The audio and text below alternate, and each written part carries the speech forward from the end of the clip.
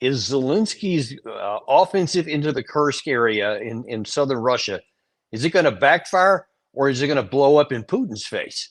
Well, I think if you've been paying any attention to our channel for very long, you know where I'm coming down on this, and it is definitely not good for the Ukraine side. Folks, I'm coming to you live from Germany, just outside of Munich near the airport, where I'm still on vacation with my family, but some things have been happening in this that I just feel it's too important just to stay on the sidelines any longer. It's been driving me crazy, some of the things I've seen and some of the clips that Gary has shared with me while I've been here. And I just felt it was important to really hammer hard on exactly what's going on, give you a deep dive on what's really happening and what it means. And I think that's one of the big problems that I see in even the Western media is I've been trying to keep an idea on or an eye on as I've been going through this vacation here. And they are just missing the boat in most of it because, like so many of the things in this war, they're talking about the tactical things, the things that are happening on the ground, and they're not giving you any context or telling you what it means in context of the whole war, the capabilities and all that kind of stuff. We're going to get into that today. But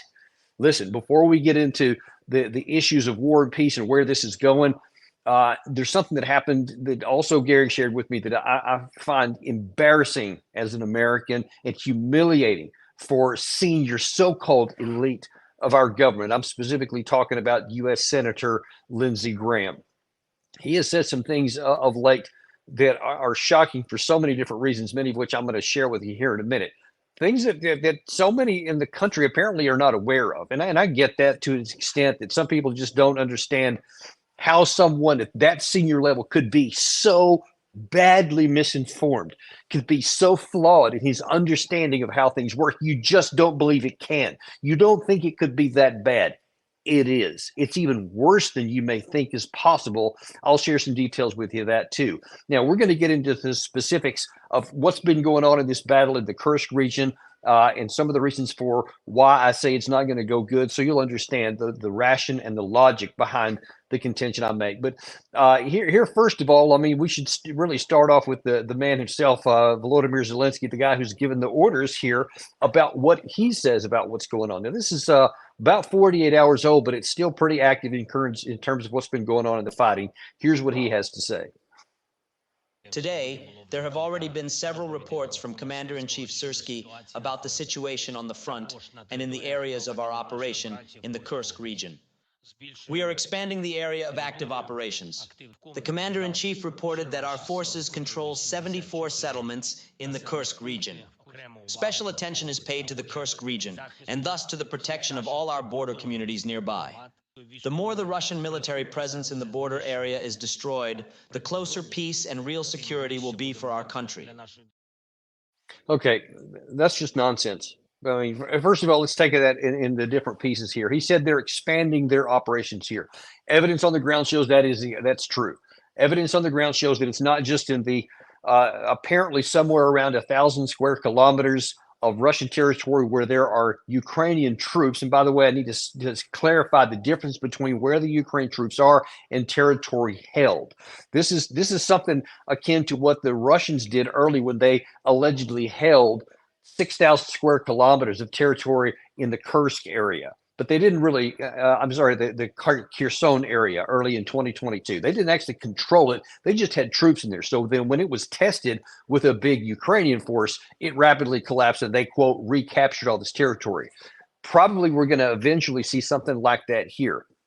That hasn't happened yet because in similar way that Russia was caught unawares and strategically embarrassed in the Kherson region in 2022, they were caught unawares and embarrassed here in 2024.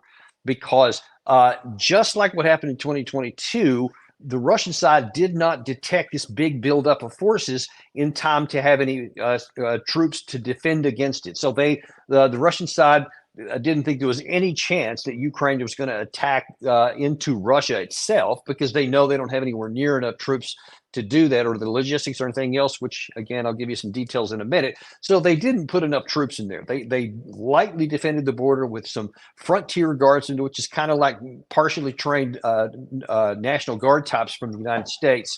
They didn't have defenses in depth. It was relatively minor. That was a mistake on their part again. And so now then when Ukraine was able to amass a lot of troops without triggering the satellite capabilities, any kind of spies they may have on the ground or drones or anything like that, the Russian side did not detect this relatively large scale assembling of Ukraine troops. So when they crossed into the Russian border area, it completely caught the Russians by surprise. And so they sent what they call these DRG units, which is basically reconnaissance units in force, racing ahead as far as they could so that they could put their flag up and show media pictures, make it look like they were doing a lot. So now they have this map that you've seen, and I'll show you that in a minute, where it looks like a really big area and everyone's saying this is what the Ukraine controls. Well, that's where the Ukraine troops are, but holding territory is a very different thing than just flooding the zone with a lot of people into areas where it was not adequately defended. Now, Russia is in the middle of pulling troops from various locations. We can speculate where they may be coming from. They're keeping that a secret, so it's not clear whether these are from some of these 200,000 or 300,000 troops that have not been in contact that they're bringing in here, whether it's taking some guys off of the other parts of the front line. I've heard reports that both of those are the cases. It's unclear right now, but Russia is amassing troops to come back. Putin has vowed that he will respond to that, and obviously, how could he not? Because he's been embarrassed. He flat out has, and it's been a big morale boost for the Ukraine side. No question about that. However, as I'm going to show you graphically in a second, this is temporary things, and the Ukraine side is almost certainly going to pay a heavy, heavy price for the current good feeling that they're generating right now, for the bump in morale that they have right now, for the bump in the Western media that they're getting right now. This is going to come at a huge, huge cost, because people need to understand that wars are not battles, that media hits are not the same as tactical victories on the battlefield. They are very, very different, even if there are some intercorrelations here, interrelations between the two. We're going to see why that is. But first of all, I want to take a look. I mentioned Lindsey Graham at the beginning and why that was such a problem and an embarrassment for our country. I'd like to show you that. So first of all, this is Lindsey Graham. He went to Ukraine to visit Zelensky and to give his enthusiastic endorsement to what's going on. Watch this one first. So 2.5 years later, you're still standing and you're in Russia. Remind me not to invade Ukraine. I'm so proud of you, your people, your military, your leadership, your country. You're under siege, unlike anything I've seen in my lifetime. They were predicting in Washington that Kyiv would fall in 4 days, the whole country would fall in 3 weeks. Well, they were wrong. And here we are all these months, years later, your people are suffering, they're resilient, and you're in Russia. Bold and brilliant. Taking this war to Putin and make him understand and pay a price is the right thing. Okay, that's just embarrassing to me, because this is exposing how little he understands what war is. I don't think he can even distinguish between spin, media media exposure, tactics, operations, and strategic views and strategic issues. I don't think he has any idea of any of that. I think he loves the camera, loves to talk, and loves to sound important, and just loves it when all these cameras come on him and he goes on all these TV shows, etc. He's good at that. You can tell by the fact that they keep putting him on. So he translates that in his mind to, I must be really smart because every time I say something, it gets put on the television screen. That cool. If that's your objective, if that's what you want to do, if that's what's important to you, awesome. Problem is, for me, the reason why this makes me so angry is that men are dying because of this in absurdity and humiliation. And it gets a lot worse than that. But there's something I do want to touch on, specifically what he mentioned there, because I keep hearing this a lot. And it's time to explain some of this, because he used something that I've heard President Biden use many occasions too, that they said in Washington that Ukraine was going to fall in 3 days, and that Kiev was going to fall in 3 days and the whole country in 3 weeks. Okay, let's take a look at who actually did say that. Who is they? The they was Biden's then chairman of the Joint Chiefs of Staff, Milley, General Milley. He's the one that said that. You see that on your screen there. That's from early February, before the invasion started. He's saying that Kiev could fall within 72 hours if Russia decides to invade.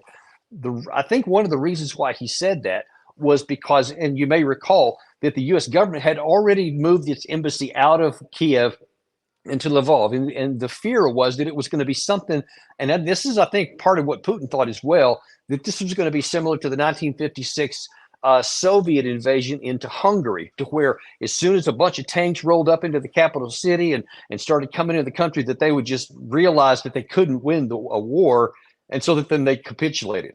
And so I think in that regard, they thought, yeah, the government could capitulate, and then all of a sudden here could come rolling in tanks, and then the whole thing could be over in 72 hours. That was a theoretical possibility. It had happened in the past. But Milley was wrong.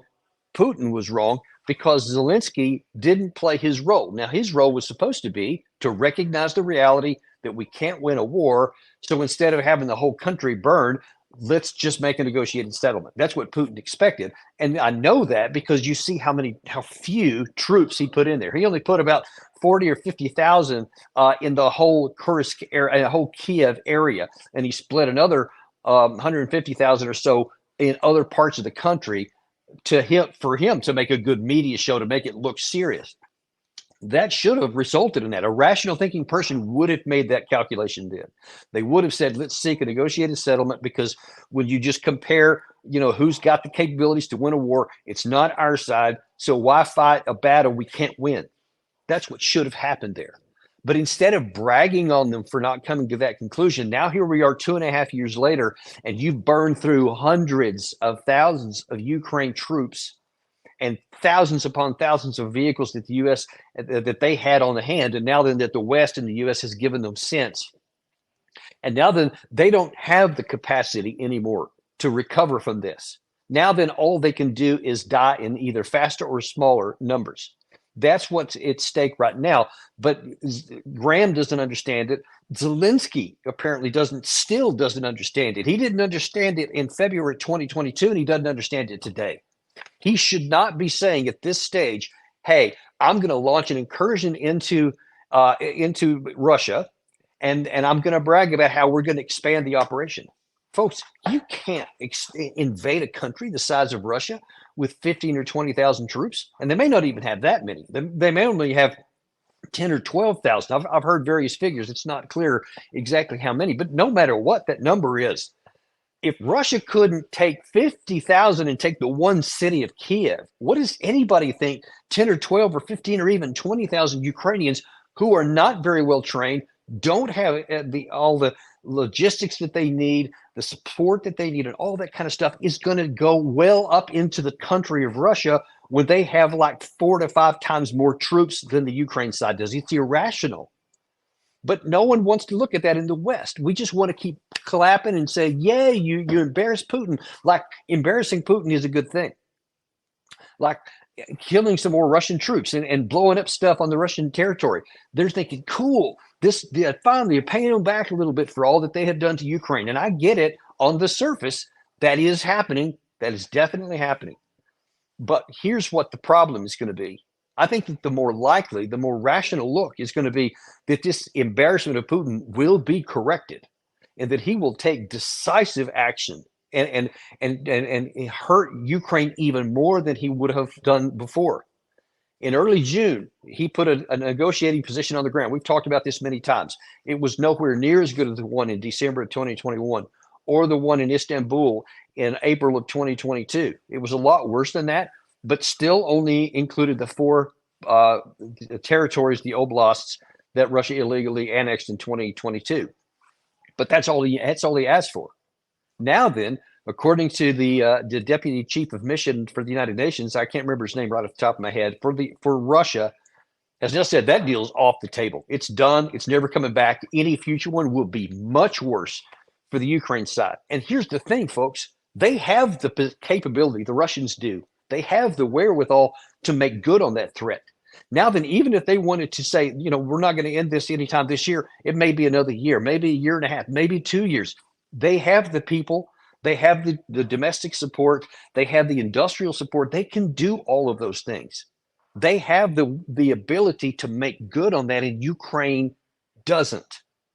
So now why you want to brag about, hey, we made this big incursion into Russia, hurt a lot of their people, caused like a couple 100,000, I think, maybe even more today, to be withdrawn, civilians evacuated from the area. I mean, it's a horrible thing for Russia, no question about it. But the cost to Ukraine for doing this could be enormous. No one is wanting to talk about that, least of all Lindsey Graham. And so now I want to show you the next thing here, because he's saying something that a lot of other people are saying. Oh, well, you know what? F-16's coming to save the day. That's how smart he is. Watch this. When it comes to F-16s, way too long. They're here. Let's use them. Let's train Ukrainian pilots. When I talked to President Zelensky just a few minutes ago, if you're a retired F-16 pilot and you're looking to fight for freedom, they will hire you here. They're going to look throughout NATO nations for willing fighter pilots who are retired to come help them until they can get their pilots trained. So we're going to get these jets in the air sooner rather than later, and we're looking for pilots who are willing to fight for freedom as the Ukrainians train their own pilots. Okay, we've talked about the F-16s a lot. So you know that just categorically, even if it was NATO trained, not retired, but NATO trained pilots, there's not enough to make any difference.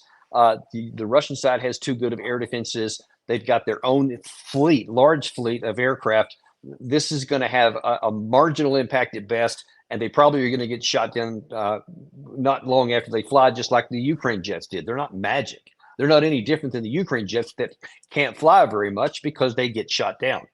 So there's no magic beans here. These are fighter aircraft that have the same vulnerabilities and maybe slightly better than the Ukraine side, but in some ways they're not even as good because they're not integrated like they are in the United States. That's just on the surface of it. But he admitted something there, because we've been told over and over that the West has been training Ukraine pilots and that they are now graduated, they're ready to go. And now that he says, until the Ukraine pilots get trained, we're looking scouring all over NATO. Well, now, what are you looking all over NATO for if you have Ukraine pilots that are trained and capable and ready to go? Obviously, they don't, or they wouldn't be saying that now. They wouldn't be looking for them. And by the way, if you're looking for a few extra bucks, I'm not sure that flying into the teeth of the Russian air defense and the Russian Air Force with a handful of F-16s is really a good way to make extra cash, because you probably won't be around to spend it. We'll see if they succeed or not. I guess some people may, but here's the thing about that. It's not going to make any difference. And again, another thing, Lindsey Graham doesn't understand or doesn't care. And that's some of the bigger issue here. Now, I'm going to play one more clip from what he said here, kind of stitch together a piece here. That's what's really making me angry, because now we're getting into some moral issues here. Watch this. The weapons that they're using here are made in America, creating American. The weapons that they're using here are made in America, creating American jobs. And every weapon we give the Ukrainians are used to full effect. We've learned a lot about our own weapon system by providing them to the Ukrainians, what works and what doesn't. So I'm hoping that in December we can have another infusion of weapons provided by the United States to help the Ukrainians fight in 2025. What I think about Kursk, bold, brilliant, beautiful. Keep it up. Putin started this, kick his ass. Bottom line is, to the administration, I appreciate your support. Let these people fight. Give them weapons they need to win a war they can't afford to lose. You know, what he sounds like there is like a middle schooler who knows nothing but has a rich daddy. And he has a little uniform at a really ritzy school that he goes to, but he knows nothing himself. And he's cocky and talking all this big nonsense, and he doesn't know himself anything. That's what he's saying there. And it's enraging to me, because what he's basically saying, number one, talking about like, yeah, Putin, kick his ass. I mean, that's so humiliating. That's how a middle schooler talks, who doesn't have to back it up. Yeah, you know, Lindsey's talking about send people over there to fight in these F-16s, to send Ukraine guys fighting into Russia. Cool, go guys. How about you join the ropes? How about you go and join it if it's such a good idea? And then you have the audacity to brag about how this is money for America. And this is money for our weapon systems. And we get to sell more stuff. And we get to use our own stuff and test it out in real combat conditions with somebody else's blood. That should enrage and anger every American who's a genuine patriot, because we're supposed to stand for the moral right. We're supposed to stand for taking care of people who can't take care of themselves. And folks, sending them off to slaughter is not taking care of the Ukrainian people. It's because here's the thing: once this is through, once this plays itself out, he's not going to be around anymore. He's not going to be the one standing up. When all the wreckage and all the bodies are buried, he's going to be long gone, pocketed this cash. Because I guarantee you, all those arms makers are only too happy to let Lindsey Graham keep having more of this stuff and telling him, "Yeah, you go, boy, you keep doing it." It's humiliating, and it's angering because of how little human life matters to these people, how little he understands about how wars work. And just because you want to use these cocky phrases like "we're going to kick Putin's ass" and all this kind of just shameful language that has no bearing on reality at all, and on the graves of, we don't know for sure, potentially hundreds of thousands of Ukrainian men already dead, and now then you're cheerleading on more of them to their graves. Well done, Lindsey. Super. That's a way to make America look good, that we don't care about the lives of anybody. And even though any kind of elementary estimate of how wars work understands that this should have been resolved in February of 2022 at the least cost of life and at the most gain to the Ukraine side going forward. We had plenty of opportunity to do it. But men like Lindsey Graham don't care about that. They're bragging about the money we can make on the backs and blood of other people's armies that can't win, that have no chance of winning. That's one of the reasons I wanted to come and make this episode today, because I didn't want to leave this until I got back. That you need to understand that the fundamentals remain what they were from the beginning, that this is not winnable by the Ukraine. So to do these kinds of things, and this goes as much for Zelensky as it does for Lindsey Graham, he himself, I mean, he's the author of much of this himself, and I think that history will judge him very harshly, as will his own people.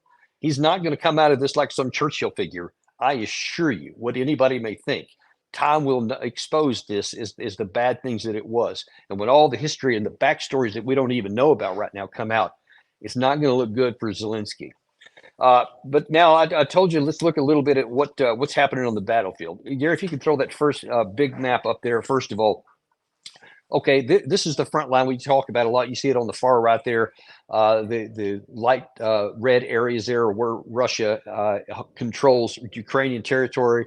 Then the blue icons and all the other things there on the line of contact at 600 meters. And then in that circle that you see in the center there, that's this newest incursion into Kursk. That's north of the Ukrainian border into Russia. And it's not that small. I'm going to show you a blow up, though. I wanted to just see where it is in relation to the rest of the fighting. This area here with all the blue in it, this is where Ukraine has gone into Russian territory and taken areas out. So they control that right now. And it is, by some reports, up to 1,000 square kilometers. So again, it's not a small piece of territory at all. But the problem is, this is not something that can be sustained. And whether if it's like somewhere between, let's just give them the benefit of the doubt. Let's say that there's 20,000 people, 20,000 troops that are taking part in this. Zelensky said in that last clip that they were going to expand it. So that's where it is right now. But there are some reports that there are large Ukrainian troop mobilizations elsewhere, maybe 100 or so kilometers away from that, farther to the north, that may end up trying to make a new penetration to potentially try and collect and meet in between those two and carve out an even bigger area. So that's one of the reasons I think that also that you saw Russia give the order apparently today to get even more people evacuated out of that area so that they protect their people right there. So they're taking this quite seriously. Now, whenever they get their troops up in there, who knows, we'll see what happens with that and how that works, where they pull them from, et cetera. But I assure you that Russia is going to do this. I mean, any country would.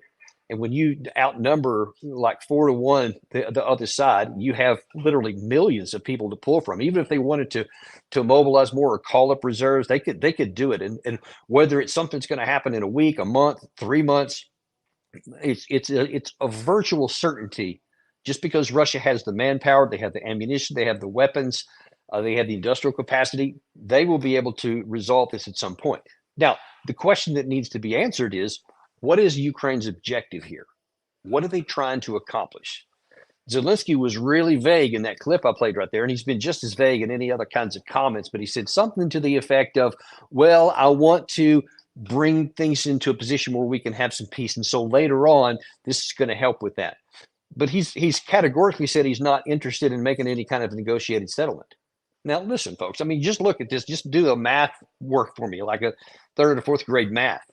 If 45,000 Russian troops, 50,000 Russian troops isn't enough to capture one city of Kiev, then how does anybody think that half of that number, less than half of that number, is going to be able to make a sizable incursion into Russia and hold on to it?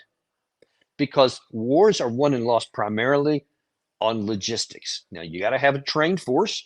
You have to have an equipped force. You have to have the ability to supply it, the logistics to maintain it, and of course, the ammunition to sustain the combat over a long time. You have to have all that stuff. But if you don't have the logistics to where you can move ammunition up, even if you have all of it, spare parts, and move wounded back down and then bring replacements up, and you be able to hold on to that and to keep a corridor open. If you can't do that, you can't do anything. You can't go, further up into Russia because you have to provide flank security and then be able to roll folks up inside there. But folks, that was a glaring failure in the 2023 invasion, offensive operation that they tried, where they were trying to take back their own territory from Russia. So Russia had good defensive lines, but they had almost air supremacy in the air. Ukraine couldn't fly into Russia. They still can't. Russia had the industrial capacity, so they had 5-6 to 1 ammo advantage. They still do. Now then, they have the air power, so they can bring these they call these FAB bombs, the glide bombs we've talked a lot about, and they're already starting to use that a lot. And I assure you, they're moving more and more of those things in there. They're moving more troops up into there, and soon they're going to have this thing stopped. There's been some slowdown in the gains already. Like I said, they may be breaking a new one, so we'll see how that's going to work out. But at this point, it's slowed down. The more Russia moves troops in there, the more difficult it's going to get to keep the ones that are already there, the Ukraine side, fed, fueled, and ammunition supplied for. Because Russia is already using their glide bombs to launch deep into the Ukraine side to already hit these supply lines right now. And so the longer time goes, the more they hit those, and then the more ground troops get up to the front, and they bring the artillery especially with them, and then the drones and the FPV drones and all that stuff, which have been elsewhere in theater. The minute that they start getting those in order, you see, there's just no way that this works out for the Ukraine side. And if Zelensky has said he's categorically against any negotiated settlement, then what is he trying to accomplish? You can't march on Moscow. You physically don't have the capacity to do that. Nothing even close. You might not even get to the city of Kursk, much less anything beyond that. I mean, it's ridiculous to even suggest that they could, because they don't have any of the things necessary to have it. You have to have air power, at least parity, to be able to launch an offensive like that. And they didn't have it before. They don't have it now. Why do we think we're going to get a different outcome? Upon what is Zelensky, Lindsey Graham, and all these other cheerleaders, upon what are you basing all your hopes for? You caught the Russians sleeping, no question about it. But now they're awake. What do you think is going to happen now? Do you think that Putin is going to be so embarrassed that he's going to be looking for negotiated settlement? I mean, come on, folks. After 2.5 years and thousands of years of Russian history, does somebody in the West genuinely think that Vladimir Putin's going to go, oh, man, wow, we had a tactical setback. I guess we better quit. I guess we better have a negotiated settlement on their terms. That's all you're going to do is enrage him. It's like going into a cave where there was a hibernating bear and punching it in the nose. And while it's trying to get its bearings and it wasn't prepared, you hurt it, but now it's awake. And now that as soon as it shakes off its slumber, it's going to recover its senses. And I think you know what's going to happen next. There's no rational reason to think something different than that's going to happen. The question is, how much time is going to have to pass? How many men has Zelensky and Lindsey Graham sacrificed for we don't even know what? We don't even know. They haven't even said what they're trying to accomplish.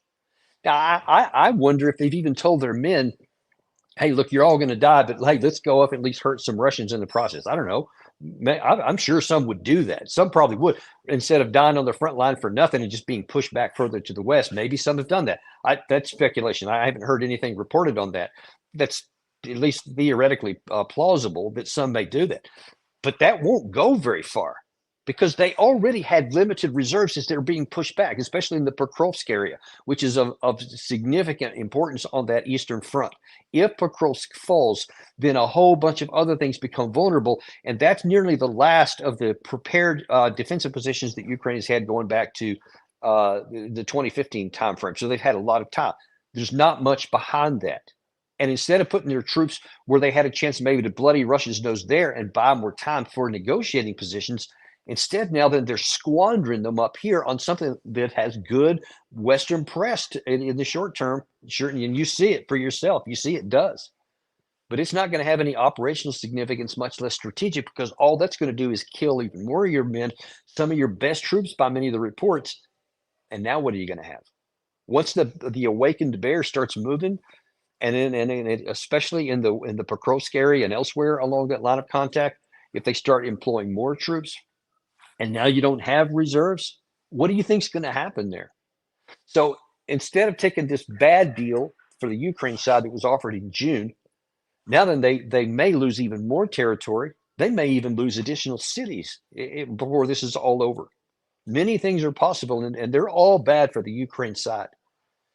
So this was a gamble by Zelensky, but it was a gamble of the akin to me, who knows a lot about foreign policy but didn't know anything about how gambling works, going into a casino, taking all of my family savings and saying, I don't know anything about blackjack, but I hear some people win when they play it. So I'm going to put it all on the table and see what happens. You got about the same chance of success, maybe not even that good.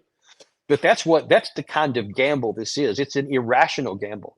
It's one that doesn't have any chance of success. The Russian Battle of the Bulge, what we call from World War II, and starting in December 1944, that was a gamble. Their people calculated they had about a 10% chance to win. If they had enough fuel and enough tanks, and they were able to get them, and they surprised the Western allies in the United States and Great Britain, France, and all them, and if they had gotten all the way to Antwerp and taken that port, then they could have extended the war many months and maybe had a negotiated settlement. It was at least plausible. They felt they had maybe a 10% chance.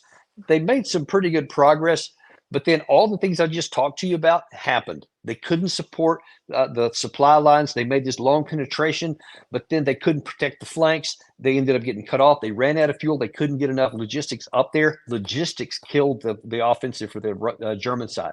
Logistics. And that's the same thing that's almost certainly going to happen here, because they don't have the military wherewithal to hold those flanks open. So we're going to wait and see how this plays out. It just grieves me to see that, this has been so far, Ukraine men and women and the Ukraine cities are the bill payers. So you have Zelensky making, I don't know what his rationale is. I don't know why he's making these decisions he's making. They just have no chance for success. And the humiliation and shame for me as an American, watching some of the so-called elite of my country care nothing about the men who are bleeding and dying for this, and do care a lot about the money, and bragging about how much our defense industry is going to benefit from this and how cool it's going to be that we can find out how a lot of our weapon systems work, etc. It's shameful. And by the way, Senator, let me just throw one more thing in there that you're also ridiculously unaware of, is that the Russians are also learning how our weapons work. The Chinese are learning how our weapons work, how to defeat them, the HIMARS, the ATACMS, the glide bombs that we have, all of which have been neutralized to large extent because of what the Russians have learned, how to defeat our weapon system. So you want to brag about what we could do, then you need to open your eyes and recognize that you're also harming us, because now our potential biggest adversaries know how to defeat our stuff before we even reach the next battlefield. So why don't you stew on that a little while too, instead of bragging about ridiculous things that show the immorality of our positions here. I'd love to see us get some of that fixed up, but we'll see what the next elections can bring. In the meantime, wanted to bring you all that. I thought it was really important to give you a breath of what's going on, both on the battlefield and off the battlefield, and how things work and how they don't. I'll be back, by the way, for sure on Tuesday the 20th. I'm going to try to do maybe 1 or 2 more shows if I can get Gary up in the middle of the night or something, because the timing here is really strange. But as things happen, I assure you, especially if anything blows up in the Middle East, we'll do whatever it takes to make sure we get on the air to you. But in the meantime, appreciate you guys a lot. I appreciate you guys supporting Larry Johnson, who I'm very thankful for all the help he's been giving me, and Larry and Gary, who's been taking care of things while I've been gone to make sure you guys continue to stay knowledgeable even while I've been off with family. Really appreciate you a lot. Do again, subscribe and like if you haven't done that already. And I will look forward to seeing you whenever we get back together on Daniel Davis Deep Dive.